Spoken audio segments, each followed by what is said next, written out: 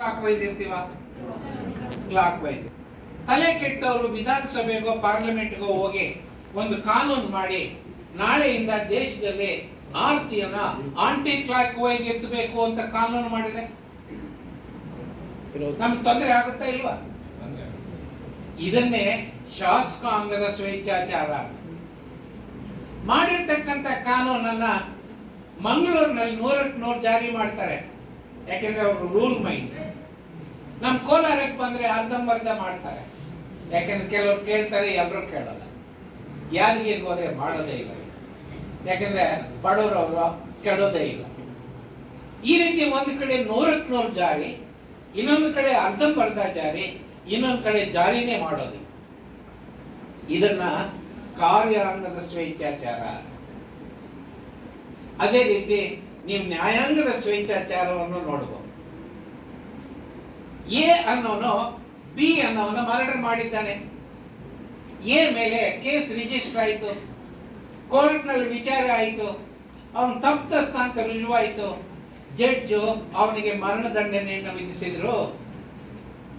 ನಾವು ಒಪ್ಪೋದಲ್ಲ, ಯಾಕೆಂದ್ರೆ ಅವನು ಒಬ್ಬ ಇನ್ನೋಸೆಂಟ್ ಬಿ ಅನ್ನು ಮರ್ಡರ್ ಮಾಡಿದ್ದಾನೆ.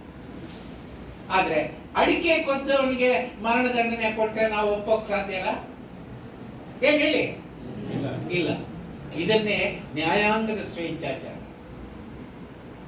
ಈ ಸ್ವೇಚ್ಛಾಚಾರದಿಂದ ಜನಕ್ಕೆ ಕಷ್ಟ ಬಂದಾಗ ಜನ ತೀರ್ಮಾನ ಮಾಡಿದ್ರು ಇವರನ್ನೇನಾದ್ರೂ ಮಾಡಿ ಕಂಟ್ರೋಲ್ ಮಾಡಬೇಕು.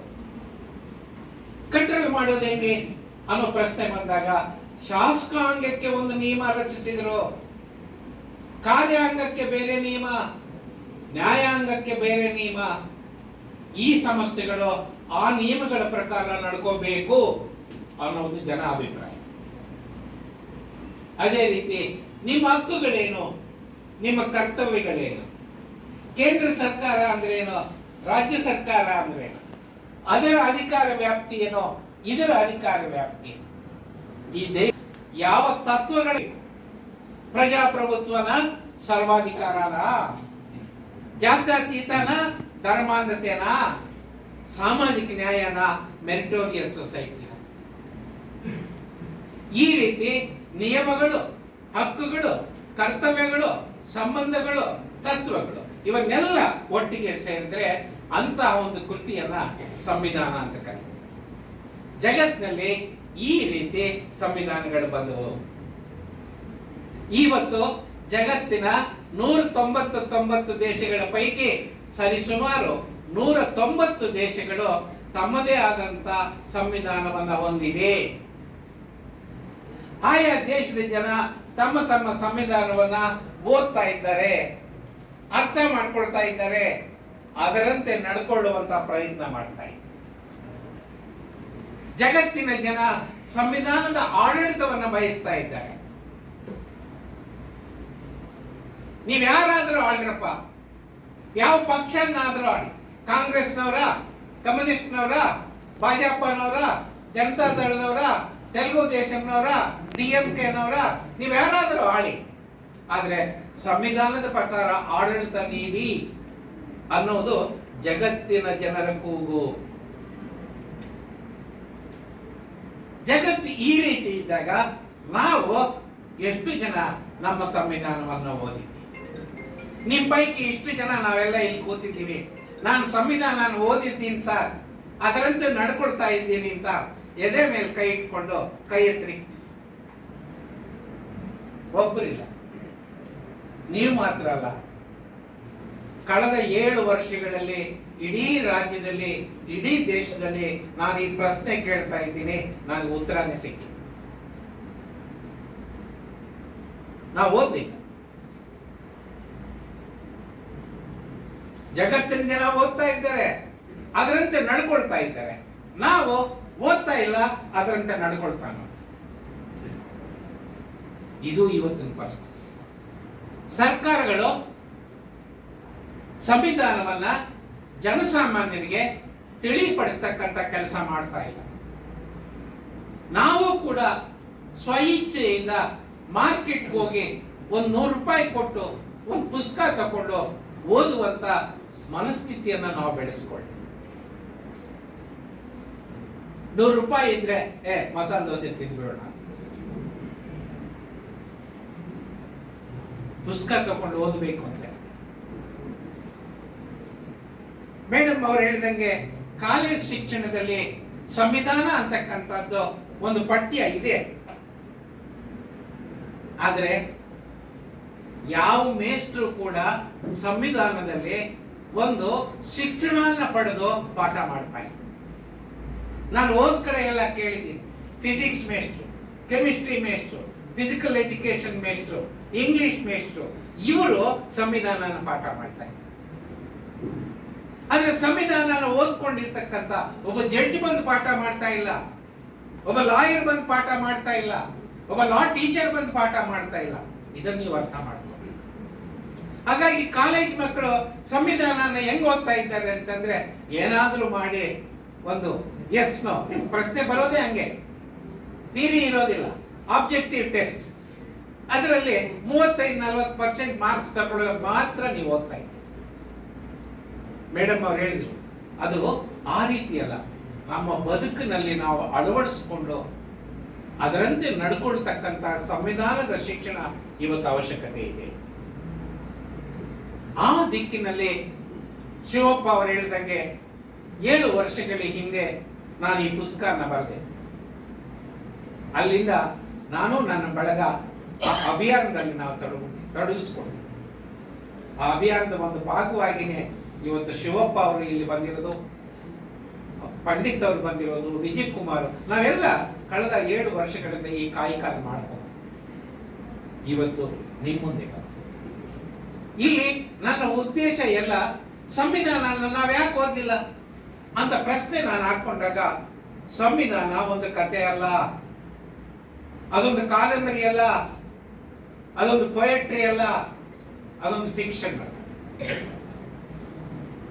ಹಾಗಾಗಿ ಸಂವಿಧಾನನ ಮೂಲ ಕೃತಿಯನ್ನ ನೀವು ಕನ್ನಡದಲ್ಲೋ, ತೆಲುಗಿನಲ್ಲೋ, ಹಿಂದಿನಲ್ಲೋ, ಇಂಗ್ಲಿಷ್ನಲ್ಲೋ, ಉರ್ದುನಲ್ಲೋ ಎತ್ಕೊಂಡು 10 ಸಲ ಓದಿದ್ರು ನಿಮ್ಗೆ ಅರ್ಥ ಆಗೋದಿಲ್ಲ. ಇಲ್ಲಿ ನನ್ನ ಪ್ರಯತ್ನ ಇಲ್ಲ, ಸಂವಿಧಾನವನ್ನ ಸುಲಭವಾಗಿ ಯಾವ ರೀತಿ ನಾವು ಪ್ರವೇಶ ಮಾಡಿದ್ರೆ ಅರ್ಥ ಮಾಡ್ಕೋಬಹುದು. A methodology to understand the Indian constitution is my attempt. ಯಾವ ರೀತಿ ಪ್ರಯತ್ನ ಮಾಡಿದ್ರೆ ನಾವು ಸಂವಿಧಾನವನ್ನ ಸುಲಭವಾಗಿ ಅರ್ಥ ಮಾಡ್ಕೋಬಹುದು. ಹಾಗಾಗಿ ಇಲ್ಲಿ ಪವರ್ ಪಾಯಿಂಟ್ ಕಾಣಿಸ್ತಾ ಇದೆಯಾ? ಈ ಸ್ಕ್ರೀನ್ ಕಾಣಿಸ್ತಾ ಇದೆಯಾ? ಇಲ್ಲಿ ಫೋಟೋಗಳು ಬರ್ತವೆ, ಪಿಕ್ಚರ್ಗಳು ಬರ್ತವೆ, ನೋಡಿ. ನೀವು ಅದನ್ನ ನಾನು ಓದಕ್ಕೆ ಹೋಗ್ಬೇಡಿ, ಯಾಕೆಂದ್ರೆ ನಾನು ಹೇಳ್ತಾ ಇದ್ದೆ. ನಿಮ್ ಕಣ್ಣು ಯಾವ ಕಡೆ ಇರ್ಬೇಕಾದ್ರೆ ಸ್ಕ್ರೀನ್, ನಿಮ್ ಕಿವಿ ಯಾವ ಕಡೆ ಇರ್ಬೇಕು?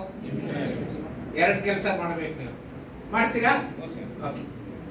ಸ್ನೇಹಿತರೆ, ಮೊದಲನೇ ಪ್ರಿನ್ಸಿಪಲ್ ಏನು ಅಂತಂದ್ರೆ, ಭಾರತ ದೇಶನ ಅರ್ಥ ಮಾಡಿಕೊಳ್ಳದೆ ಭಾರತದ ಸಂವಿಧಾನ ಅರ್ಥ ಆಗೋದಿಲ್ಲ. ಭಾರತದ ಸಂವಿಧಾನ ಅರ್ಥ ಆಗದೆ ಇದ್ರೆ ಅದರ ಮೂಲ ತತ್ವಗಳು ನಿಮ್ಗೆ ತಿಳಿಯೋದಿಲ್ಲ. ಆ ಮೂಲ ತತ್ವಗಳೇ ನಮ್ಮ ಭಾರತ ದೇಶದ ಶಾಸಕಾಂಗ, ಕಾರ್ಯಾಂಗ ಮತ್ತು ನ್ಯಾಯಾಂಗನ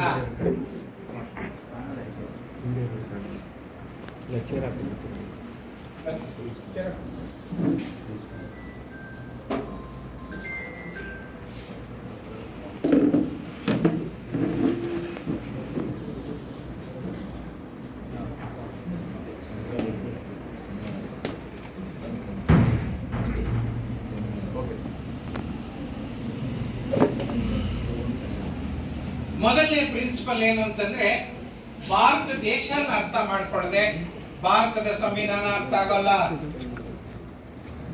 ಸಂವಿಧಾನ ಅರ್ಥ ಆಗದೆ ಇದ್ರೆ ಅದರ ಮೂಲ ತತ್ವಗಳು ಗೊತ್ತಾಗೋದಿಲ್ಲ. ಆ ಮೂಲ ತತ್ವಗಳೇ ದೇಶದ ಶಾಸಕಾಂಗ, ಕಾರ್ಯಾಂಗ ಮತ್ತು ನ್ಯಾಯಾಂಗನ ಮುನ್ನಡೆಸ್ತಾ ಇದ್ದಾರೆ. ಹಂಗಿದ್ರೆ ಒಂದು ದೇಶನ ಅರ್ಥ ಮಾಡ್ಕೊಳ್ಳೋದು ಅಂದ್ರೆ ಏನು? ಮಿಡ್ಲ್ ಸ್ಕೂಲ್ ನಲ್ಲಿ ನಮ್ಮ ಮೇಷ್ಟ್ರು ಏನ್ ಹೇಳಿದ್ರು ಅಂತಂದ್ರೆ, ಭಾರತ ಅಂದ್ರೆ ಉತ್ತರಕ್ಕೆ ಹಿಮಾಲಯ, ದಕ್ಷಿಣಕ್ಕೆ ಹಿಂದೂ ಮಹಾಸಾಗರ, ಈ ಕಡೆ ಅರೇಬಿಯಾ ಸಮುದ್ರ, ಈ ಕಡೆ ಬೇ ಆಫ್ ಬೆಂಗಾಲ್, ಮಧ್ಯದಲ್ಲಿ ವಿಂಧ್ಯ ಪರ್ವತ.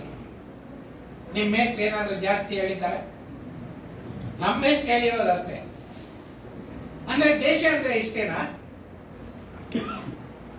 ಹಾಗಾಗಿ ತೆಲುಗುನ ಒಬ್ಬ ಮಹಾಕವಿ ಹೇಳ್ತಾನೆ, ದೇಶమంటే మట్టి కాదోయ్, దేశమంటే మనుషులోయ్.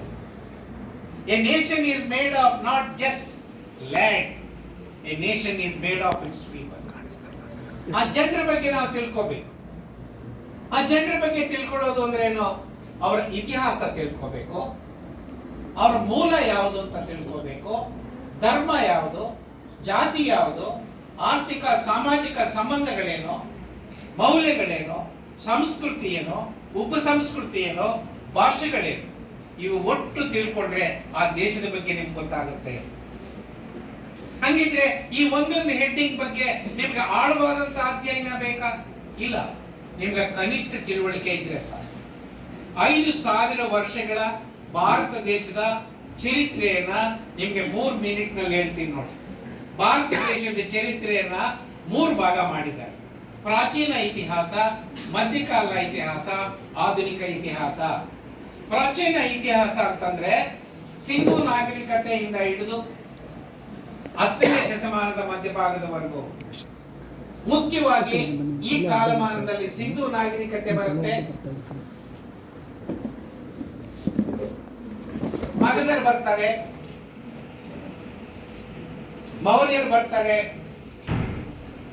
ಕುಶಾಣರು ಬರ್ತಾರೆ, ಗುಪ್ತರು ಬರ್ತಾರೆ, ಹರ್ಷವರ್ಧನರು ಬರ್ತಾರೆ. ಇದು ಒಟ್ಟು ಸೇರಿದರೆ ಪ್ರಾಚೀನ ಭಾರತ ಇತಿಹಾಸ. ಹಂಗಿದ್ರೆ ಮಧ್ಯಕಾಲೀನ ಇತಿಹಾಸ ಅಂದ್ರೇನು? ಮಧ್ಯಕಾಲದ ಇತಿಹಾಸ ಅಂತಂದ್ರೆ 10ನೇ ಶತಮಾನದ ಮಧ್ಯಭಾಗದಿಂದ 18ನೇ ಶತಮಾನದ ಮಧ್ಯಭಾಗದವರೆಗೂ. ಈ ಕಾಲದಲ್ಲಿ ಪ್ರಧಾನವಾಗಿ ಹುನ್ನರು, ಟರ್ಕಿಯನ್ರು, ಖಿಲ್ಜಿಗಳು, ತೊಗಲಕರು,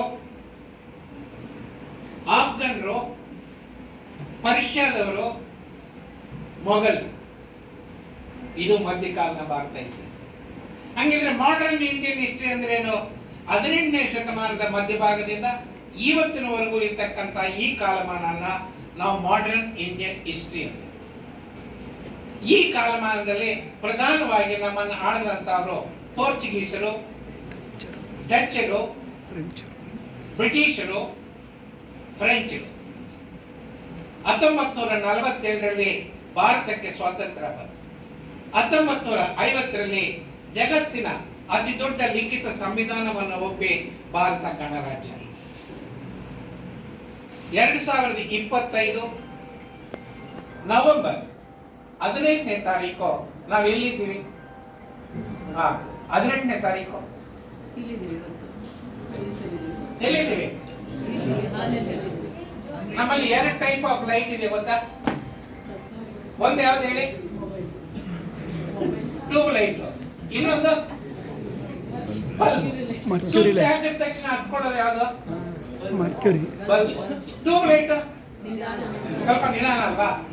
ನಾನು 2025 ನವೆಂಬರ್ 15ನೇ ತಾರೀಕು ಎಲ್ಲಿದ್ದೀವಿ ಅಂತಾಗ ಬಹಳಷ್ಟು ಜನ ಉತ್ತರ ಕೊಡಲಿಲ್ಲ. ಅಂದ್ರೆ ಇಲ್ಲಿ ಗೊತ್ತಾಯ್ತು, ಬಹಳಷ್ಟು ಜನ ಟ್ಯೂಬ್ ಲೈಟ್ಗಳು.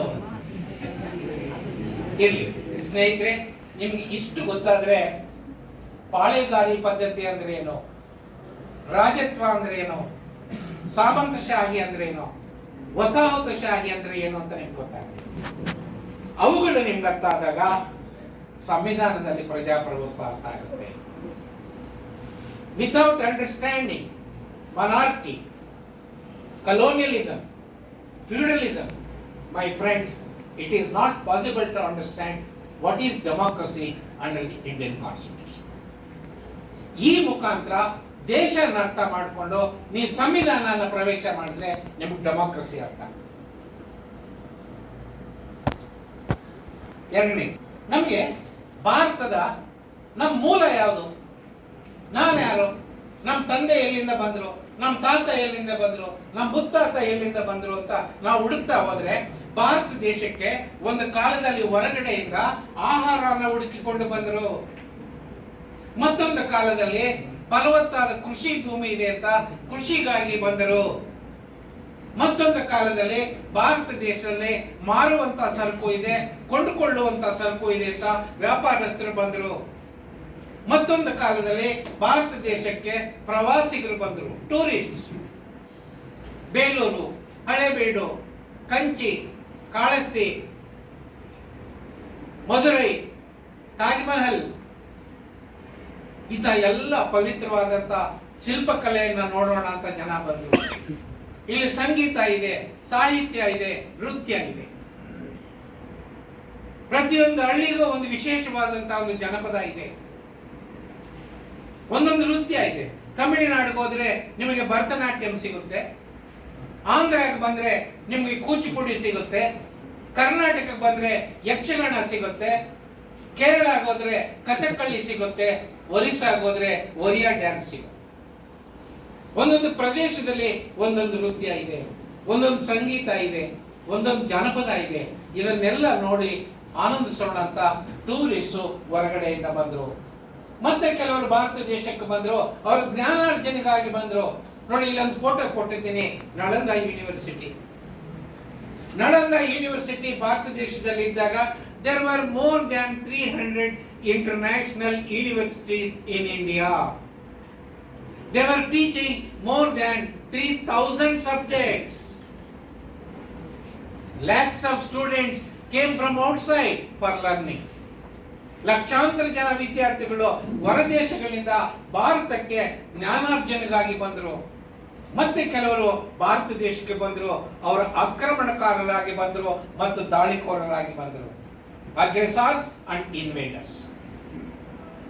ಈ ರೀತಿ ಬೇರೆ ಬೇರೆ ಕಾಲಮಾನದಲ್ಲಿ ಬೇರೆ ಬೇರೆ ಕಾರಣಕ್ಕೆ ಬೇರೆ ಬೇರೆ ದೇಶಗಳಿಂದ ಜನ ಇಲ್ಲಿಗೆ ಬಂದರು. ಈ ರೀತಿ ಬಂದಂತ ಜನ ಅನೇಕರು ಅವ್ರ ಕೆಲಸ ಮುಗಿದ ಮೇಲೆ ಅವ್ರು ವಾಪಸ್ ಹೋಗ್ಬೇಕಾ ಬೇಡಲ್ಲಪ್ಪ? 75% ಇಲ್ಲೇ ಉಳಿದು ಬಿಟ್ರು.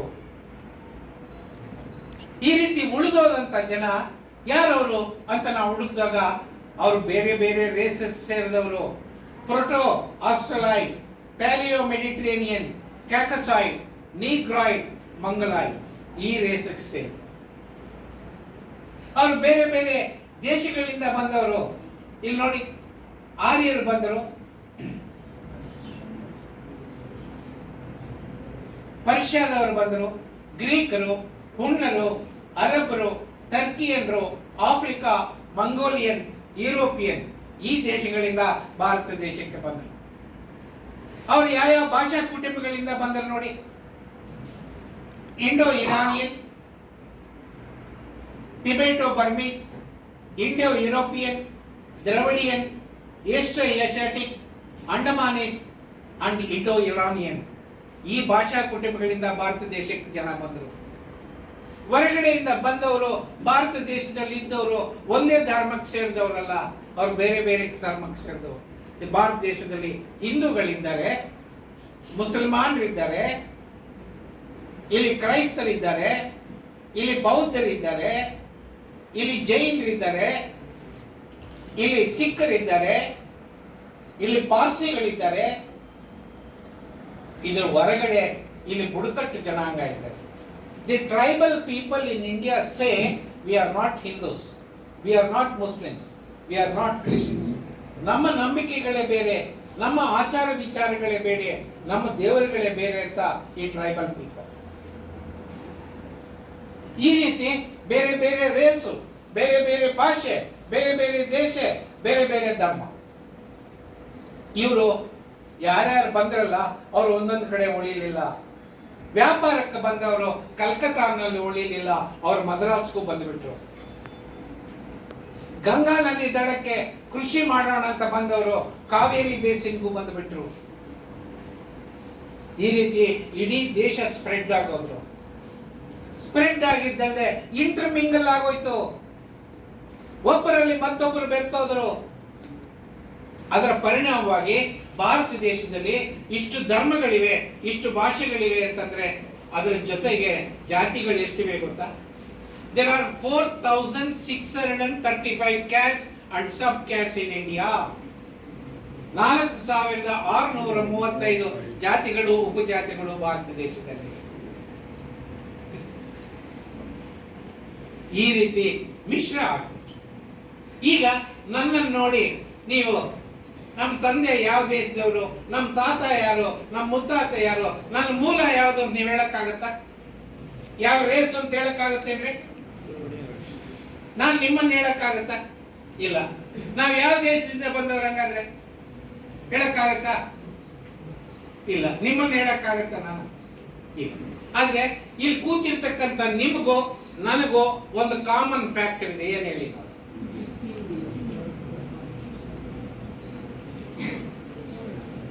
ಟೈಮ್ ವೇಸ್ಟ್ ಮಾಡೋದು ಬೇಡ. ನಾನು ಯಾವ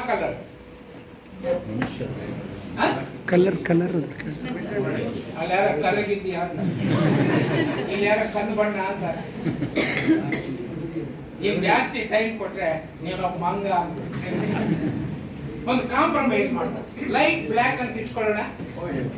ಓಕೆ. ಗೋಧಿ ಇಲ್ಲಿ ಕೂತಿರ್ತಕ್ಕಂಥ 100% ನನ್ನ colour. We belong to different religions, different castes, different languages, different regions, yet physically we are one. ನನ್ನ ಕಲರೇ ನಿಮ್ಮ ಕಲರು, ನನ್ನ ಮೈಕಟ್ಟೆ ನಿಮ್ಮ ಮೈಕಟ್ಟು. ನನಗೆ 77 ಮುಗಿತಾ ಇದೆ, ನಾನು ಸ್ವಲ್ಪ ಬಾಳ್ಳಿ ಆಗಿದ್ದೀನಿ. ತಮ್ಮ ನೀನು ನನ್ನ ವಯಸ್ಸಿಗೆ ಬರೋಷ್ಟೊತ್ತಿಗೆ full head shape. This is because of intermingling. ಇದನ್ನ ನಾವು ಅರ್ಥ ಮಾಡ್ಕೊಳ್ಳದೆ ನೀವು ಹಿಂದೂಗಳು, ನೀವು ಮುಸಲ್ಮಾನರು, ನೀವು ಕ್ರಿಶ್ಚಿಯನ್ ಅಂತ ಹೊಡೆದಾಡ್ತಾ ಇದ್ದೀವಲ್ಲ, ಸರಿನೇನ್ರಿ? ನೀವು ಕನ್ನಡದವರು, ನೀವು ಉರ್ದುನವರು, ನೀವು ತೆಲುಗಿನವರು, ನೀವು ತಮಿಳ್ನವರು ಅಂತ ಹೊಡೆದಾಡ್ತಾ ಇದ್ದೀವಿ, ಸರಿನೇನ್ರಿ? ಇದನ್ನ ನಾವು ಅರ್ಥ ಮಾಡ್ಕೋಬೇಕು. ಹಾಗಾಗಿನೇ ನಾನು ಹೇಳಿದ್ದು, ನಮ್ಮ ಸಂವಿಧಾನದಲ್ಲಿ irrespective of your religion, cost, language, gender, place of birth, all are equal before the eye of law. All are extended equal protection under law. All are provided equal opportunity under law. ಕಾನೂನಿನ ದೃಷ್ಟಿಯಲ್ಲಿ ಭಾರತದ ಎಲ್ಲ ಜನರು ಸಮಾನರು. ಎಲ್ಲರಿಗೂ ಕಾನೂನಿನ ಸಮಾನ ರಕ್ಷಣೆ, ಎಲ್ಲರಿಗೂ ಕಾನೂನಿನಲ್ಲಿ ಸಮಾನ ಅವಕಾಶ. Article 14, article 15. ಇದು ನಮ್ಗೆ ಅರ್ಥ ಆಗ್ಬೇಕು ಅಂತ ಅನ್ನೋದಾದ್ರೆ ನಮ್ಮ ದೇಶನ ಅರ್ಥ ಮಾಡ್ಕೋಬೇಕು. ಇದು ಇಲ್ಲಿಗೆ ನಿಲ್ಲಲ್ಲ, ಮುಂದೆ ಆಗ್ತಕ್ಕಂಥ ಬದಲಾವಣೆಗಳನ್ನು ಸಹ ನಮ್ಮ ಸಂವಿಧಾನದಲ್ಲಿ ನಮ್ಗೆ ರಕ್ಷಿಸ್ಕೊಡ್ತೀವಿ. ನಮ್ಗೆ ಎಕ್ಸಾಂಪಲ್ ನಿಮ್ಗೆ ಕೊಡ್ತೀನಿ. ನನ್ನ ತಂದೆ, ನನ್ನ ತಾತ, ನಮ್ಮ ಮುತ್ತಾತ, ನನ್ನ ತಂದೆ ಸಾಲಿನಲ್ಲಿ ನಾವು ಶಿವಭಕ್ತರು. ಶಿವಭಕ್ತರಿಗೆ ನಮ್ಮ ಕೋಲಾರ ಕಡೆ ವಾರಕ್ಕೊಂದು ಉಪವಾಸ ಇದೆ. ಯಾವತ್ತು ಗೊತ್ತಾ? ಸೋಮವಾರ. ನನ್ನ ತಂದೆ ಮದುವೆ ಆಗಿದ್ದು ವೆಂಕಟೇಶನ್ ಕುಟುಂಬದ ಒಂದು ಹೆಂಗಸಂಗ. ವೆಂಕಟೇಶನ್ ಭಕ್ತರಿಗೆ ವಾರದ ಒಪ್ಪತ್ತು ಯಾವತ್ತು? ಶನಿವಾರ. ನೋಡಿ, ನಮ್ಮ ಮನೆಯಲ್ಲಿ ಸೋಮವಾರ ಶನಿವಾರ ಒಂದಾಯ್ತು. ನನ್ನ ತಾಯಿ ನನ್ನ ತಂದೆ ಮನೆಗೆ ಬರ್ಬೇಕಾದ್ರೆ ನನ್ನ ಅಜ್ಜಿ ತೀರೋಗಿದ್ರಂತೆ, ನನ್ನ ತಾತ ತೀರೋಗಿದ್ರಂತೆ. ಈಕೆ ಒಬ್ಬಳೆ ಮಹಿಳೆ. ನಿಮ್ ಪ್ರಿನ್ಸಿಪಾಲ್ ತರ ನನ್ನ ತಾಯಿನೂ ಕೂಡ ಸ್ವಲ್ಪ ಸ್ವಾಭಿಮಾನದ ಹೆಂಗಸು ಮತ್ತು ಜಬರ್ದಸ್ತ್ ಹೆಂಗಸು ಕೂಡ. ಆಕೆ ಮಾತು ಮನೆಯಲ್ಲಿ ನಡೀತಾ ಇತ್ತು. ನಾವು ಚಿಕ್ಕ ಮಕ್ಕಳಾಗಿದ್ದಾಗ ನಾವು ನೋಡ್ತಾ ನೋಡ್ತಾ ನೋಡ್ತಾ ಇದ್ದಂಗೆ ನಮ್ಮ ತಾಯಿ ನಮ್ಮ ಸೋಮವಾರ ಒಪ್ಪತ್ತನ್ನ ಶನಿವಾರಕ್ಕೆ ಶಿಫ್ಟ್ ಮಾಡ್ಬಿಟ್ರು ಮೇಡಮ್. ಈಗ ನಮ್ಮೂರಲ್ಲಿ ನೀವೆಲ್ಲ ಹೋಗಿ ವಿಚಾರಿಸಿ, ನಮ್ಮ ದಾಯಾದಿಗಳಿಗೆಲ್ಲ ಸೋಮವಾರ ಒಪ್ಪತ್ತು, ನಮ್ಗೆ ಕಾರಣ a woman can change not only a family but the whole world.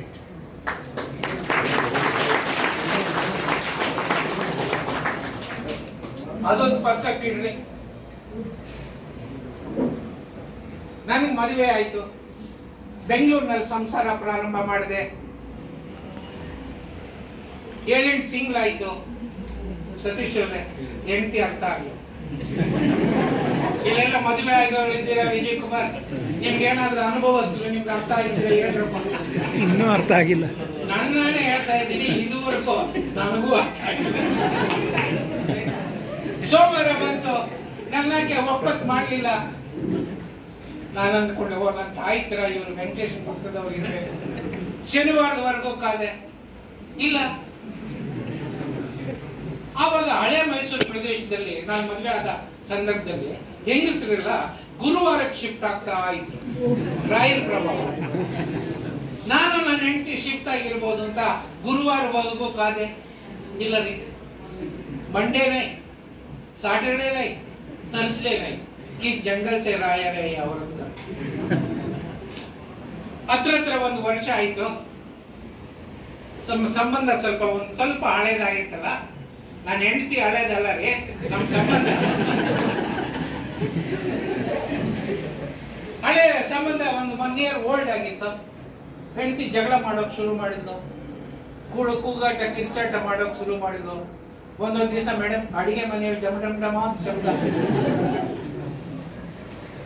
ಕೋಪ ಅತಿರೇಕಕ್ಕೆ ಹೋಗಿ ಒಂದೊಂದು ದಿವಸ ಅಡಿಗೆ ಮಾಡೋದೇ ನಿಲ್ಲಿಸ್ಬಿಟ್ಟು.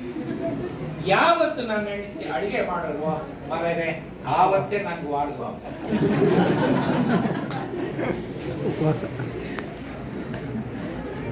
ನಾನು ಇದನ್ನ ಯಾಕೆ ಹೇಳಿದೆ ಅಂತಂದ್ರೆ, ನನ್ನ ತಾಯಿ ಸೋಮವಾರದಿಂದ ಶನಿವಾರಕ್ಕೆ ಶಿಫ್ಟ್ ಮಾಡಿದಾಗ ನನ್ನ ಹೆಂಡತಿ ಮಾಡದೇ ಇದ್ದಾಗ ನಾವು ಜಗಳ ಆಡಲಿಲ್ಲ, ಹೊಡೆದಾಟ ಬಡದಾಟ ಮಾಡಲಿಲ್ಲ, ಡೈವರ್ಸ್ ಪಿಟಿಷನ್ ಹಾಕಲಿಲ್ಲ madam.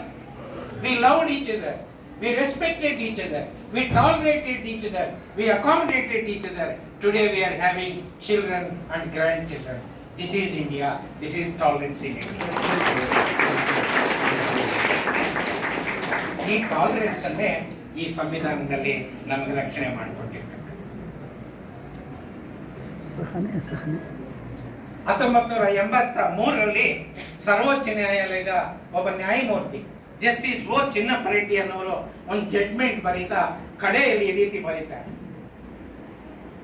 Hour tradition teaches tolerance, our philosophy preaches tolerance, our constitution practises tolerance, let us not dilute it. ಹೀಗೆ ನಮಗೆ ಸಹಿಷ್ಣುತೆ, ತಾಳ್ಮೆ ಅಂತಕ್ಕಂಥದ್ದನ್ನ ನಮ್ಮ ಸಂವಿಧಾನದಲ್ಲಿ ನಮಗೆ ತಿಳಿಸ್ಕೊಟ್ಟಿದೆ. ಆದರೆ ಇವತ್ತು ಇಂಟಾಲರೆನ್ಸ್ ಇಸ್ ರ್ಯಾಂಪೆಂಟ್.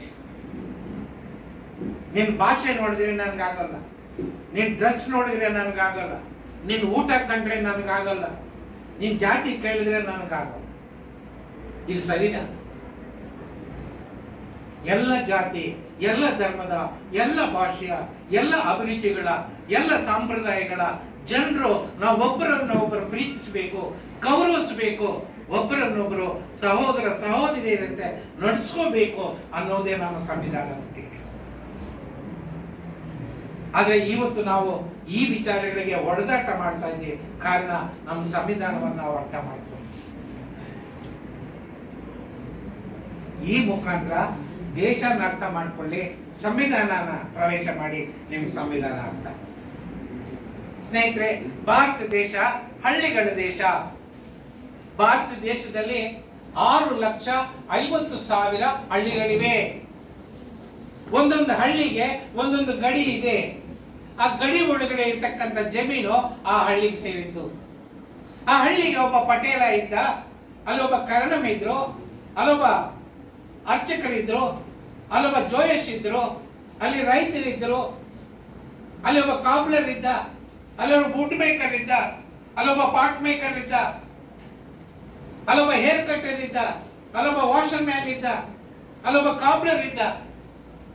ಈ ರೀತಿ ಕೃಷಿ ಉತ್ಪಾದನೆ ಮಾಡ್ತಕ್ಕಂಥ ರೈತರು, ಅವ್ರಿಗೆ ಬೇಕಾದಂತ ಸಲಕರಣೆ ಮಾಡಿಕೊಡ್ತಂತ ಕಸುಬುದಾರರು, ಸೇವೆಗಾರರು ಇಲ್ಲಿ ಒಟ್ಟಿಗೆ ಜೀವನ ಮಾಡ್ತಾರೆ. ಒಬ್ಬರು ಬೆಳೆದಿದ್ದನ್ನ ಇನ್ನೊಬ್ಬರು ಕೊಟ್ಟು ಅವರು ಸೇವೆ.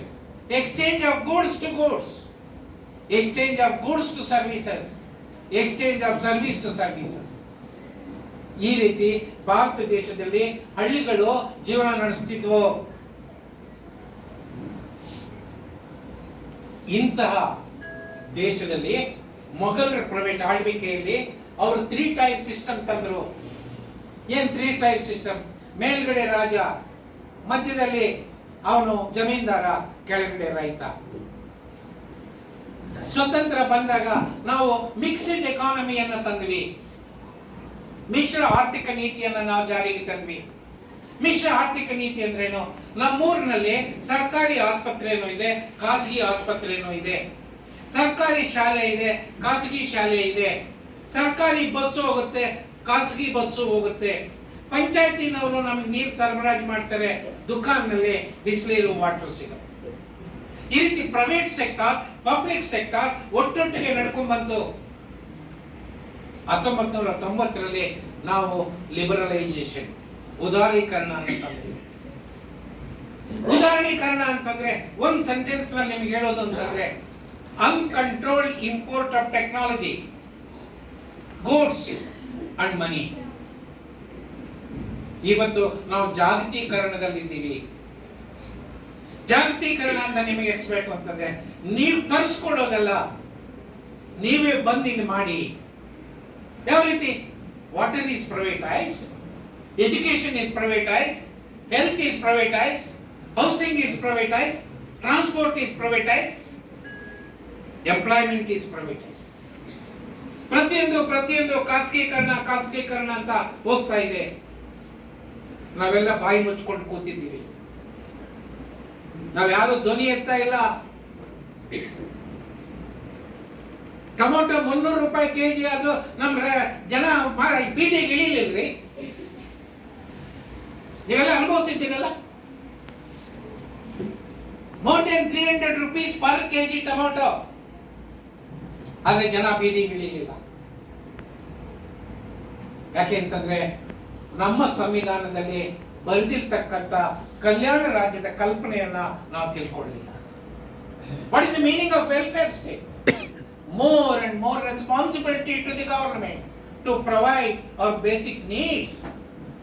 ನನ್ನ ಬೇಸಿಕ್ ನೀಡ್ ಏನು? ನನಗೆ ಆಹಾರ ಬೇಕು, ನೀರು ಬೇಕು, ಶಿಕ್ಷಣ ಬೇಕು, ಆರೋಗ್ಯ ಬೇಕು, ವಸತಿ ಬೇಕು, ಉದ್ಯೋಗ ಬೇಕು. ಆದ್ರೆ ಸರ್ಕಾರ ಇದು ದಿನಕ್ಕೊಂದು ಪ್ರೈವೇಟೈಸೇಷನ್ ಮಾಡ್ತಾ ಇದೆ, ನಾವು ಬಾಯಿ ಬಿಡ್ತಾ ಇಲ್ಲ. ಯಾಕೆಂದ್ರೆ ಭಾರತದ ಸಂವಿಧಾನದಲ್ಲಿ ನಮ್ಮ ಹಿರಿಯರು ಹಾಕೊಂಡಿರ್ತಕ್ಕಂಥ ಒಂದು ಫೌಂಡೇಶನ್ ಹೇಳ್ತಿದ್ರೆ, the dream of our constitutional makers is to make India a welfare state. ಅದು ನಮ್ಗೆ ಅರ್ಥ ಆಗ್ಲಿಲ್ಲ, ಯಾಕೆಂದ್ರೆ ನಾವು ಓದ್ಲಿಲ್ಲ, ಆದ್ರಿಂದ ಬಾಯಿ ಮುಚ್ಕೊಂಡು ಕೂತಿದ್ದೆ. ಈ ಮುಖಾಂತರ ನೀವು ಸಂವಿಧಾನನ ಪ್ರವೇಶ ಮಾಡಿದ್ರೆ ನಿಮಗೆ ವೆಲ್ಫೇರ್ ಸ್ಟೇಟ್ ಅಂದ್ರೆ ಏನು ಅಂತ ಗೊತ್ತಾಗುವ ಸ್ನೇಹಿತರೆ. ಅದೇ ರೀತಿ ಭಾರತ ದೇಶದಲ್ಲಿ ನಾನು ಆಗ್ಲೇ ಹೇಳ್ದಂಗೆ ಅನೇಕ ಧರ್ಮಗಳಿವೆ, ಅನೇಕ ಜಾತಿಗಳಿವೆ. ನಾನು ಧರ್ಮಗಳು ಎಷ್ಟಿವೆ, ಜಾತಿಗಳು ಎಷ್ಟಿವೆ ಅಂತ ನಿಮ್ಗೆ ಹೇಳ್ತೀನ ಇಲ್ವಾ? ಏನ್ ಹೇಳ್ತೀನ ಇಲ್ವಾ? ಎಷ್ಟು ಜಾತಿಗಳು? 4635. ಹುಟ್ಟುತ್ತ ನನಗೊಂದು ಜಾತಿ, ನನ್ನ ಜಾತಿಗೊಂದು ಕಸುಬು. ನಾನು ಜಾತಿ ಬದಲಾಯಿಸೋಂಗಿಲ್ಲ, ಕಸುಬು ಬದಲಾಯಿಸ. ಎಲ್ಲ ಜಾತಿಯವರು ಒಟ್ಟಿಗೆ ಕೂತ್ಕೊಂಡು ಊಟ ಮಾಡೋದು. ಅಂತರ್ಜಾತಿ ಮದುವೆಗಳ ನಿಷೇಧ. ಸತ್ತ ಹೆಣಗಳನ್ನು ಒಂದೇ ಸ್ಮಶಾನದಲ್ಲಿ ಸಂಸ್ಕಾರ ಮಾಡೋಲ್ಲ. ಹಿಂದೂಗಳಿಗೆ ಬೇರೆ, ಹಿಂದೂಗಳಲ್ಲಿ ದಲಿತರಿಗೆ ಬೇರೆ, ಶೂದ್ರರಿಗೆ ಬೇರೆ, ಬ್ರಾಹ್ಮಣರಿಗೆ ಬೇರೆ, ಮುಸಲ್ಮಾನರಿಗೆ ಬೇರೆ, ಕ್ರೈಸ್ತರಿಗೆ ಬೇರೆ. ಹೌದಾ? ಅಷ್ಟು ಮಾತ್ರ ಅಲ್ಲ, ಅದನ್ನ ವಂಶ ಪಾರಂಪರ ಮಾಡಿದ್ದಾರೆ. A cobbler son has to become a cobbler, a hair cutter son has to become a hair cutter, a washerman son has to become a washerman, a farmer son has to become a farmer. ಇದನ್ನ ಈ ರೀತಿ ವಂಶ ಪಾರಂಪರ. ಇಲ್ಲಿ ಮೇಲ್ಜಾತಿಗಳು ಇವೆ, ಕೆಳಜಾತಿಗಳು ಇವೆ. ಭಾರತದ ಸನ್ನಿವೇಶದಲ್ಲಿ ಮೇಲ್ಜಾತಿಗಳು, ಮೇಲ್ವರ್ಗಗಳು, ಕೆಳಜಾತಿಗಳು, ಕೆಳವರ್ಗಗಳು. ಜಾತಿಯ ನಡುವೆ ರಾಜಕೀಯ ಅಸಮಾನತೆ, ಆರ್ಥಿಕ ಅಸಮಾನತೆ, ಸಾಮಾಜಿಕ ಅಸಮಾನತೆ, ಸಾಂಸ್ಕೃತಿಕ ಅಸಮಾನತೆ ಇದೆ.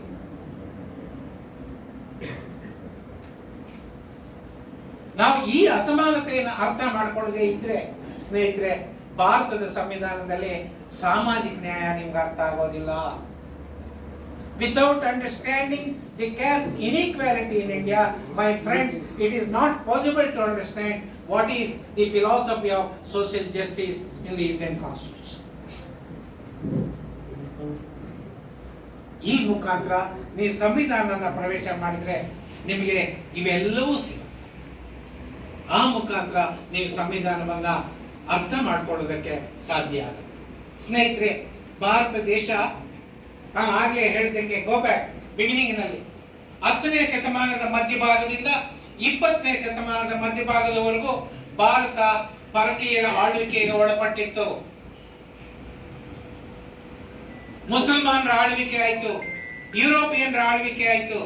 ಕೊನೆಯಲ್ಲಿ ನಮ್ಮ ನಾಳದವರು ಬ್ರಿಟಿಷರು. ಬ್ರಿಟಿಷರ ವಿರುದ್ಧ ನಾವೊಂದು ಹೋರಾಟ ಮಾಡಿದ್ವಿ. ಅದನ್ನೇ ಭಾರತದ ಸ್ವತಂತ್ರ ಹೋರಾಟ ಅಂತ ನಾವು ಕರೆಯೋದು. ಈ ಹೋರಾಟ ಕೇವಲ ರಾಜಕೀಯ ಹೋರಾಟ ಆಗಿರಲಿಲ್ಲ, ಅದೊಂದು ಆರ್ಥಿಕ ಹೋರಾಟವಾಗಿತ್ತು ಮತ್ತು ಸಾಮಾಜಿಕ ಹೋರಾಟವಾಗಿತ್ತು.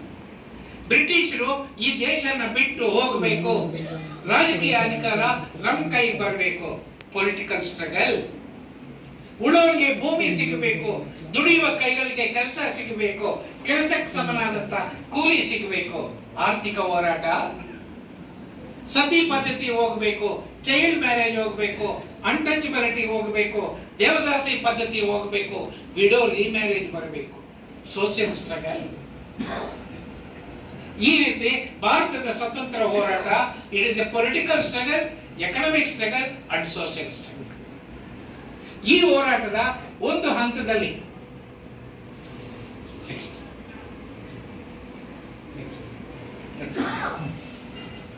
ಈ ಹೋರಾಟದ ಒಂದು ಹಂತದಲ್ಲಿ ಮೋತಿಲಾಲ್ ನೆಹರು ಅವರು ಒಂದು ಪ್ರತಿಪಾದನೆ ಮಾಡಿದ್ರು. ಏನಂತ? ಬ್ರಿಟಿಷರೇ, ಈ ದೇಶ ನೀವೇ ಆಳಿ, ಆದರೆ ನಿಮ್ಗೆ ಇಷ್ಟ ಬಂದಂಗೆ ಆಳೋದಲ್ಲ. ಭಾರತಕ್ಕೆ ಒಂದು ಸಂವಿಧಾನನ ರಚನೆ ಮಾಡಿ, ಆ ಸಂವಿಧಾನದ ಪ್ರಕಾರ ಆಡಳಿತನ ನೀಡಿ.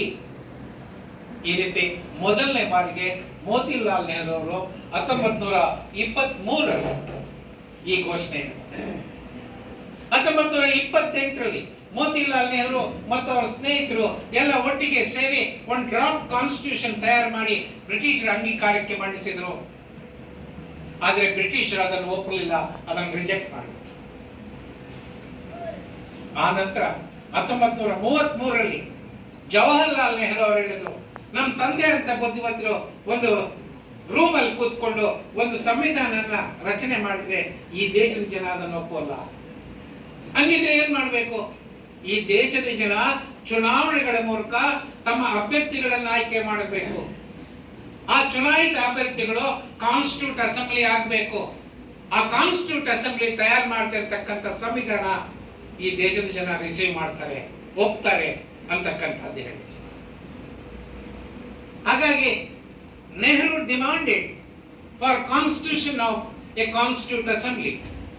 ಬ್ರಿಟಿಷರು ಆನ್ ಪ್ರಿನ್ಸಿಪಲ್ ತಾತ್ವಿಕವಾಗಿ ನೆಹರು ಅವರ ಬೇಡಿಕೆಯನ್ನು ಒಪ್ಪಿದ್ರು, ಆದರೆ ಜಾರಿ ಮಾಡಲಿಲ್ಲ. ಯಾಕೆಂದ್ರೆ ಎರಡನೇ ಮಹಾಯುದ್ಧ ಬಂತು. Between 1939 and 1945 second world war.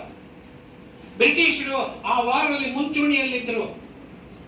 ಬ್ರಿಟಿಷರು ಹೇಳಿದ್ರು, ಯುದ್ಧ ಮುಗಿಲಿ, ನಿಮ್ ಬೇಡಿಕೆಯನ್ನು ನಾವು ಕನ್ಸಿಡರ್ ಮಾಡ್ತೀವಿ, ಅಲ್ಲಿವರೆಗೂ ನೀವು ನಮ್ಗೆ ಸಹಕಾರ ಕೊಡಿ ಅಂತ. ಆದ್ರೆ ನಮ್ಮ ದೇಶದ ಸ್ವತಂತ್ರ ಹೋರಾಟದ ನಾಯಕರು ಅಲ್ಲಿವರೆಗೂ ಕಾಯಕ್ಕೆ ರೆಡಿ ಇರಲಿಲ್ಲ.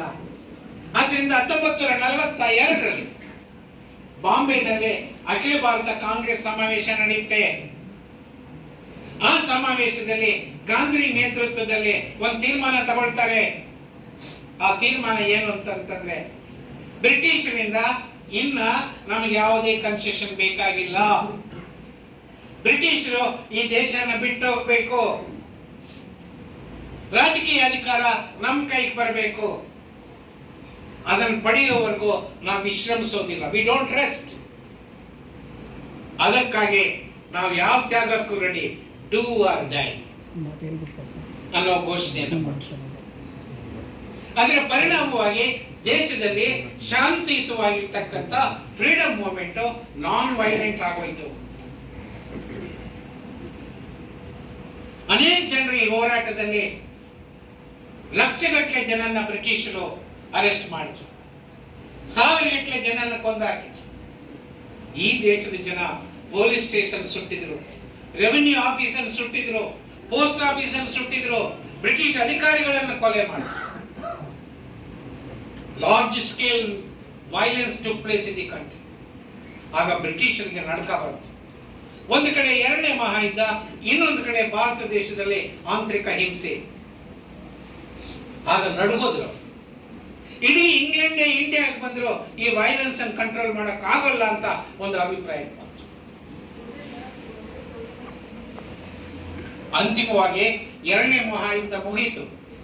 ಇಂಗ್ಲೆಂಡ್ ನಲ್ಲಿ ಎಲೆಕ್ಷನ್ ನಡೀತು. ಲೇಬರ್ ಪಕ್ಷ ಅಧಿಕಾರಕ್ಕೆ ಬಂತು. ಲೇಬರ್ ಪಕ್ಷ ಕ್ಲೆಮೆಂಟ್ ಆಟ್ಲೆ ಅಂತಕ್ಕನ್ನ ಪ್ರಧಾನಿ ಮಾಡಿದ್ರು. ಬ್ರಿಟಿಷ್ ಪ್ರಧಾನಿ ಕ್ಲೆಮೆಂಟ್ ಆಟ್ಲೆ ತನ್ನ ವಿದೇಶಾಂಗ ನೀತಿಯಲ್ಲಿ ಭಾರತಕ್ಕೆ ಸಂಬಂಧಪಟ್ಟಂಗೆ 2 ಮಹಾನ್ ಘೋಷಣೆಗಳನ್ನು ಕೊಟ್ಟರು. ಒಂದು, ನಾವು ಭಾರತಕ್ಕೆ ಸ್ವತಂತ್ರ ಕೊಡ್ತೀವಿ. 2, ಭಾರತ ದೇಶದ ಜನ ಸಂವಿಧಾನ ಸಭೆಯನ್ನ ರಚಿಸ್ಕೋಬಹುದು. ಅದು ಇಂಪ್ಲಿಮೆಂಟ್ ಆಯಿತು. ಹಾಗಾಗಿ 1946ರಲ್ಲಿ 272 ಜನ ಇರ್ತಕ್ಕಂಥ ಒಂದು ಸಂವಿಧಾನ ಸಭೆ ರಚನೆ ಆಯಿತು. ಅವರೆಲ್ಲ ಸೇರಿ ತಮ್ಮ ಅಧ್ಯಕ್ಷರನ್ನಾಗಿ ಡಾಕ್ಟರ್ ರಾಜೇಂದ್ರ ಪ್ರಸಾದ್ ಅವರನ್ನ ಆಯ್ಕೆ ಮಾಡಿಕೊಂಡ್ರು. 12 ಉಪಸಮಿತಿಗಳು ಮಾಡ್ತಾರೆ. ಅದರಲ್ಲಿ ಬಹಳ ಮುಖ್ಯವಾದಂತಹ ಉಪಸಮಿತಿ ಕರಡು ಸಂವಿಧಾನ ರಚನಾ ಸಮಿತಿ, ಡ್ರಾಫ್ಟ್ ಕಾನ್ಸ್ಟಿಟ್ಯೂಷನಲ್ ಕಮಿಟಿ. ಅದಕ್ಕೆ ಡಾಕ್ಟರ್ BR ಅಂಬೇಡ್ಕರ್ ಅವರನ್ನ ಅಧ್ಯಕ್ಷರನ್ನಾಗಿ. ಈ ಕಾನ್ಸ್ಟಿಟ್ಯೂಷನ್ ಅಸೆಂಬ್ಲಿ 2 ವರ್ಷ 11 ತಿಂಗಳು 17 ದಿವಸ ಕಷ್ಟಪಟ್ಟು ಕೆಲಸ ಮಾಡಿ ಅಂತಿಮವಾಗಿ ಫೈನಲ್ ಡ್ರಾಫ್ಟ್ ಕಾನ್ಸ್ಟಿಟ್ಯೂಷನ್ ಅನ್ನ ಭಾರತ ಸರ್ಕಾರಕ್ಕೆ ಮಂಡಿಸಿದ್ರು. ಅದು ಮಂಡಿಸಿದ್ದು 1949 ನವೆಂಬರ್ 26. ಆಗಸ್ಟ್ 15 ನಮ್ಗೆ ಏನಕ್ಕೆ ಮುಖ್ಯ? ಜನವರಿ 26, ನವೆಂಬರ್ 26 ಕಾನ್ಸ್ಟಿಟ್ಯೂಷನಲ್ ಡೇ. ಇವು ನಮ್ಮ ರಾಷ್ಟ್ರೀಯ ಹಬ್ಬ. ಹೀಗೆ ಭಾರತ ದೇಶಕ್ಕೆ ಒಂದು ಸಂವಿಧಾನ ಬಂದಿದೆ. ಇಲ್ಲಿ ಮುಖ್ಯವಾಗಿ ಗಮನಿಸಬೇಕಾಗಿರ್ತಕ್ಕಂಥದ್ದು, ನಮ್ಮ ಹಿರಿಯರು ನಮ್ಮ ಸಂವಿಧಾನನ ರಚನೆ ಮಾಡೋಕ್ಕೆ ಕೂತಾಗ ಅವರ ಮೇಲೆ ಬಿದ್ದಂತ ಪರಿಣಾಮಗಳೇನು?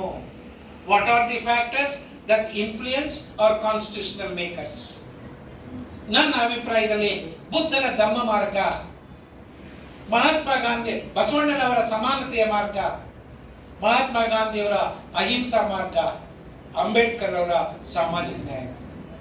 The Indian Constitution stands on 4 pillars. Buddha's Dhamma path, Basavanna's equalities path, Mahatma Gandhi's non-violence path, Ambedkar's social justice path.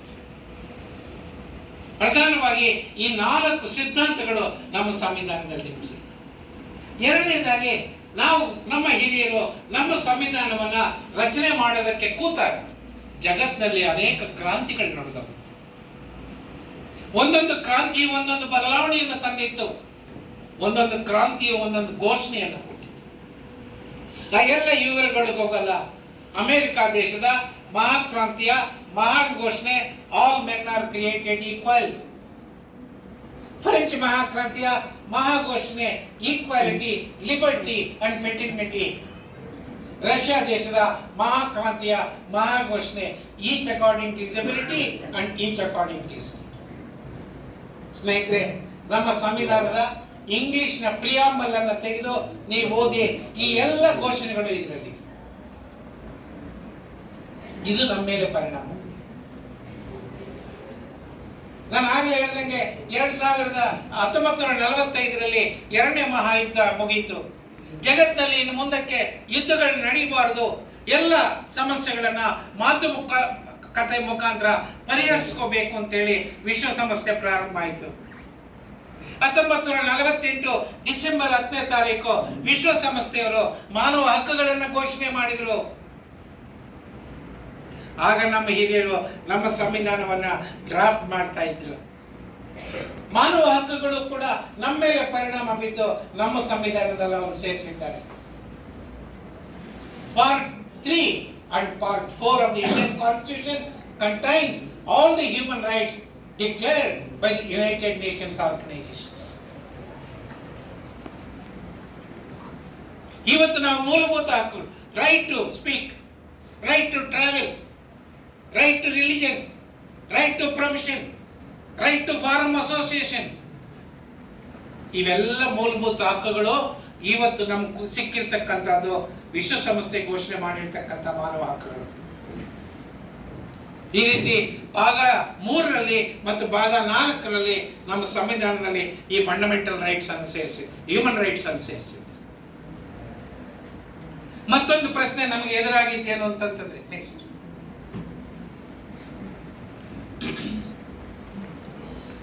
ನಾನು ಆಗಲೇ ಹೇಳಿದೆ, ಭಾರತ ದೇಶದ ಸ್ವತಂತ್ರ ಹೋರಾಟ ಕೇವಲ ರಾಜಕೀಯ ಹೋರಾಟ ಆಗಿರಲಿಲ್ಲ, ಅದೊಂದು ಆರ್ಥಿಕ ಹೋರಾಟ ಮತ್ತು ಸಾಮಾಜಿಕ ಹೋರಾಟ. ಆ ಹೋರಾಟದ ಸಂದರ್ಭದಲ್ಲಿ ಒಂದು ಪ್ರಶ್ನೆ ಎದುರಾಯಿತು. ಸ್ವತಂತ್ರ ಬಂದ ನಂತರ ಮಹಾತ್ಮ ಗಾಂಧಿಯವರನ್ನ ಒಬ್ಬ ಸಾಮ್ರಾಜ್ಞನಾಗಿ ಮಾಡೋಣವಾ? ಈ ಪ್ರಶ್ನೆಯನ್ನ ಈ ದೇಶದ ಜನ ಚರ್ಚೆ ಮಾಡಿದ್ರು. ಅವರೊಂದು ಉತ್ತರ ಕೊಟ್ರು. ಏನಂತ? ನಮಗೆ ಸಾಮ್ರಾಟರು ಬೇಡ, ಚಕ್ರವರ್ತಿಗಳು ಬೇಡ, ರಾಜ ಮಹಾರಾಜರು ಬೇಡ, ಪಾಳೆಗಾರ್ತಿ ಪದ್ಧತಿ ರದ್ದಾಗಬೇಕು, ರಾಜಕೀಯ ಅಧಿಕಾರ ಜನರ ಕೈ ಬರಬೇಕು. ಇದು ಈ ರೀತಿ ಪ್ರಜಾಪ್ರಭುತ್ವಕ್ಕೆ ಒಂದು ಬುನಾದಿ ಹಾಕಿದ್ರು. ಆ ಬುನಾದಿನೇ ನಮ್ಮ ಸಂವಿಧಾನದಲ್ಲಿ ಸ್ಥಾನ. ಪ್ರಜಾಪ್ರಭುತ್ವ ಒಂದು ಮುಖ್ಯವಾದಂತಹ ಸ್ಥಾನ. ಎರಡನೇ ಪ್ರಶ್ನೆ ನಮಗಾಗಿ, ಭಾರತ ದೇಶದಲ್ಲಿ 80% ಪಾಪ್ಯುಲೇಷನ್ ಆರ್ ಹಿಂದೂಸ್. ಸ್ವತಂತ್ರ ಬಂದ ನಂತರ ಭಾರತ ದೇಶನ ಹಿಂದೂ ರಾಷ್ಟ್ರ ಮಾಡಬೇಕು ಅಂತ ಒಂದು ಧ್ವನಿ ಕೇಳಿ ಬಂತು. ಇದನ್ನ ಈ ದೇಶದ ಜನ ಡಿಬೇಟ್ ಮಾಡಿದ್ರು. ಆಗ ಒಂದು ಉತ್ತರ ಕೊಟ್ಟರು. ಈಗ ಹಿಂದಕ್ಕೆ ಹೋಗಿ, ನಾವು ಬೇರೆ ಬೇರೆ ರೇಸಸ್ ಇಂದ ಬಂದವರು, ಬೇರೆ ಬೇರೆ ದೇಶದಿಂದ ಬಂದವರು, ಬೇರೆ ಬೇರೆ ಭಾಷೆಯಿಂದ ಬಂದವರು, ಒಬ್ಬರಲ್ಲಿ ಒಬ್ಬರು ಇಂಟರ್ಮಿಂಗಲ್ ಆಗಿಬಿಟ್ಟಿದ್ದೀವಿ. ನಾವೆಲ್ಲ ಒಟ್ಟಿಗೆ ಬಾಳಿದ್ವಿ, ಒಟ್ಟಿಗೆ ದೇಶನ ಕಟ್ಟಿದ್ದೀವಿ, ಒಟ್ಟಿಗೆ ಬ್ರಿಟಿಷ್ ವಿರುದ್ಧ ಹೋರಾಟ ಮಾಡಿದ್ದೀವಿ. ಈಗ ಸ್ವಾತಂತ್ರ್ಯ ಬರ್ತಾ ಇದೆ, ನಾವೆಲ್ಲರೂ ನೆಮ್ಮದಿಯಾಗಿರ್ಬೇಕು ಅಂದ್ರೆ ನಮಗೆ ಹಿಂದೂ ರಾಷ್ಟ್ರ ಬೇಡ, ಇಸ್ಲಾಂ ರಾಷ್ಟ್ರ ಬೇಡ, ಕ್ರೈಸ್ತ ಸಿಖ್ ರಾಷ್ಟ್ರ ಬೇಡ, ನಮಗೆ ಜಾತ್ಯತೀತ ರಾಷ್ಟ್ರ ಬೇಕು ಅನ್ನೋದು ಈ ದೇಶದ ಜನರ ಉತ್ತರ. ಅದು ಒಂದು ಸ್ಥಾನ ಗಳಿಸಿದೆ. ಮೂರನೇದಾಗಿ ಒಂದಂತ ಪ್ರಶ್ನೆ ಏನು ಅಂತಂದ್ರೆ, ಸ್ವತಂತ್ರ ಬಂದ ನಂತರ ಯಾರು ಹೆಚ್ಚು ಮಾರ್ಕ್ಸ್ ತಗೊಂಡಿದ್ದಾರೋ ಅವ್ರನ್ನ ಪ್ರೈಮ್ ಮಿನಿಸ್ಟರ್ ಮಾಡಿಬಿಡೋಣವಾ, ಚೀಫ್ ಮಿನಿಸ್ಟರ್ ಮಾಡಿಬಿಡೋಣವಾ? ಯಾರ ಹತ್ರ ಜಾಸ್ತಿ ಆಸ್ತಿ ಇದೆಯೋ ಅವ್ರಿಗೆ ಅಧಿಕಾರ ಕೊಟ್ಬಿಡೋಣವಾ? ಯಾರಿಗೆ ದೈಹಿಕ ಬಲ, ಮಸಲ್ ಪವರ್ ಇದೆಯೋ ಅವ್ರಿಗೆ ಕೊಟ್ಬಿಡೋಣವಾ? ಈ ಪ್ರಶ್ನೆಯನ್ನ ಈ ದೇಶದ ಜನ ಚರ್ಚೆ ಮಾಡಿದ್ರು. ಅವ್ರೊಂದು ಉತ್ತರ ಕೊಟ್ರು. ಏನು ಅಂತ ಉತ್ತರ ಕೊಟ್ರು? ನಾವೆಲ್ಲ ಹೋರಾಟ ಮಾಡಿದ್ದು ಒಂದು ಸಮಾಜನ ನಿರ್ಮಾಣ ಮಾಡಕ್ಕೆ. ಹಾಗಾಗಿ ದೇಶ ಕಟ್ಟುವ ಪ್ರಕ್ರಿಯೆಯಲ್ಲಿ ಎಲ್ಲರನ್ನೂ ತೊಡಗಿಸಬೇಕು. ಆದ್ರೆ ಎಲ್ಲರನ್ನೂ ತೊಡಗಿಸೋದಕ್ಕೆ ಇಲ್ಲಿ ಧರ್ಮ ಅಡ್ಡ ಬರ್ತಾ ಇದೆ, ಜಾತಿ ಅಡ್ಡ ಬರ್ತಾ ಇದೆ. ಏನ್ ಮಾಡೋದು? ಆಗ ನಮ್ಮ ಹಿರಿಯರು ಅನುಸರಿಸಿದ ಮಾರ್ಗ ಸಾಮಾಜಿಕ ನ್ಯಾಯದ ಮಾರ್ಗದಲ್ಲಿ ನಾವು ಹೋದ್ರೆ ಎಲ್ಲ ಧರ್ಮದ ಎಲ್ಲ ಜಾತಿಯ ಜನರನ್ನ ತಪ್ಪಿಕೊಂಡು ಎಲ್ಲರನ್ನೂ ಒಳಗೊಂಡು ದೇಶನ ಕಟ್ಟಬಹುದು. ಈ ರೀತಿ democracy, secularism, social justice find A prominent place in the Indian constitution. ಸ್ನೇಹಿತರೆ, ಈ ರೀತಿ ಭಾರತ ದೇಶಕ್ಕೆ ಒಂದು ಸಂವಿಧಾನ ಬಂದಿತ್ತು. ಈ ಸಂವಿಧಾನ ಬಂದು 75 ವರ್ಷ ಮುಗಿದು ಈಗ 76ನೇ ವರ್ಷದಲ್ಲಿ ನಾವು ನೆಕ್ಸ್ಟ್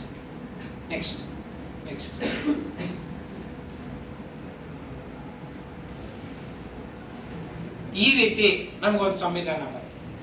ಈ ಸಂವಿಧಾನ ಜಾರಿಗೆ ಬಂದು 75 ವರ್ಷ ಮುಗಿದು 76ನೇ ವರ್ಷದಲ್ಲಿ ನಾವಿದ್ದೀವಿ.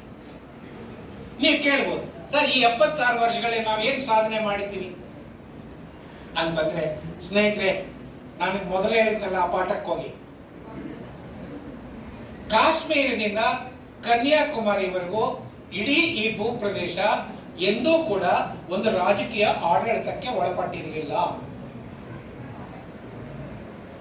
ಅದು ಗುಪ್ತರ ಭಾರತ, ಮೌರ್ಯರ ಭಾರತ, ಮೊಘಲರ ಭಾರತ, ಬ್ರಿಟಿಷರ ಭಾರತ ಆಗಿತ್ತು. ಆದರೆ ಸ್ವಾತಂತ್ರ್ಯ ಬಂದ ನಂತರ ಈ ಇಡೀ ಭೂಪ್ರದೇಶಕ್ಕೆ ಒಂದು ಗಡಿ ಫಿಕ್ಸ್ ಮಾಡಿ, ಒಂದು ಸಂವಿಧಾನ ಕೊಟ್ಟು, ಒಂದು ರಾಷ್ಟ್ರಗೀತೆ, ರಾಷ್ಟ್ರಧ್ವಜ, ಒಂದು ನ್ಯಾಷನಲ್ ಸಿಂಬಲ್ ಅನ್ನು ಕೊಟ್ಟು ಒಂದು ರಾಜಕೀಯ ಆಡಳಿತಕ್ಕೆ ಒಳಪಡಿಸೋದ್ರ ಮುಖಾಂತರ ನಿಜವಾದ ಭಾರತ ನಿರ್ಮಾಣ ಆಗಿದ್ರೆ ಅದು ಈ ಸಂವಿಧಾನ ಜಾರಿಗೆ ಬಂದ. ಅದಕ್ಕೆ ಮೊದಲು ಇರಲಿಲ್ಲ.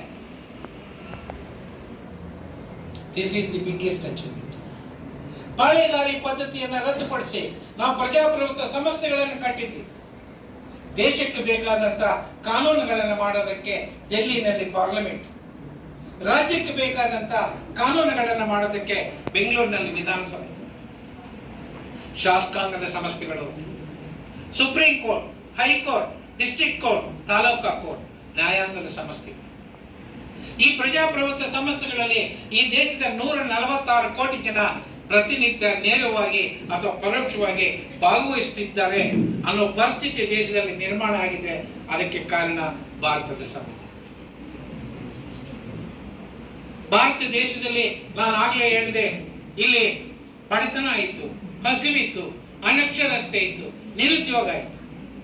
ಸ್ನೇಹಿತರೆ, 1947ರಲ್ಲಿ ಭಾರತಕ್ಕೆ ಸ್ವಾತಂತ್ರ್ಯ ಬಂದಾಗ below 18% literacy rate. Today our literacy rate is 80%. ಅವತ್ತು 70% population were below poverty line. Today we brought down to 11%. Then our agriculture production per year 50 million tons. Today our agriculture production per annum is 332 million tons. Then we were importing food. Today we are exporting food. ಒಂದಷ್ಟು ಹಳ್ಳಿಗಳಿಗೆ ರಸ್ತೆ, ದೀಪ, ಕುಡಿಯುವ ನೀರು, ಆರೋಗ್ಯ, ಶಿಕ್ಷಣ, ವಸತಿ ಈ ಮೂಲ ಸೌಕರ್ಯಗಳನ್ನು ಒರೆಸಿ ಜನಜೀವನ ಸ್ವಲ್ಪ ಉತ್ತಮಪಡಿಸಿ. ಇಷ್ಟು ಮಾತ್ರ ಅಲ್ಲ, ಈ ದೇಶದಲ್ಲಿ ಮಹಿಳೆಯರನ್ನ, ದಲಿತರನ್ನ, ಅಲ್ಪಸಂಖ್ಯಾತರನ್ನ ಎರಡನೇ ದರ್ಜೆಯ ಪ್ರಜೆಗಳನ್ನಾಗಿ ನಾವು ನಡೆಸ್ಕೊಂಡು.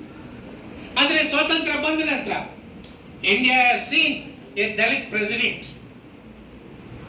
a minority president, a woman president, a woman prime minister, tribal prime minister, deputy prime minister ಒಬ್ಬ ದಲಿತ ಆಗಿದ್ರು.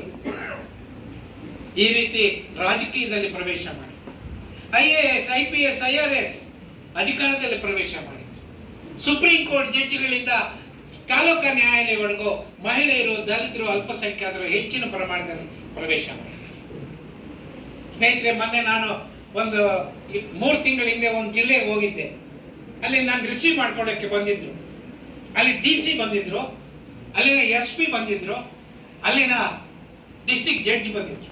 ಆ ಜಿಲ್ಲೆಯ 3 ಮುಖ್ಯ ಸ್ಥಾನಗಳು DC is women, SP is women, district judge is women.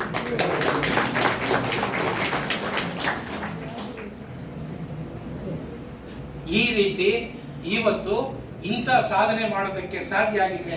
ಅದಕ್ಕೆ ಕಾರಣ ಭಾರತದ ಸಂವಿಧಾನ.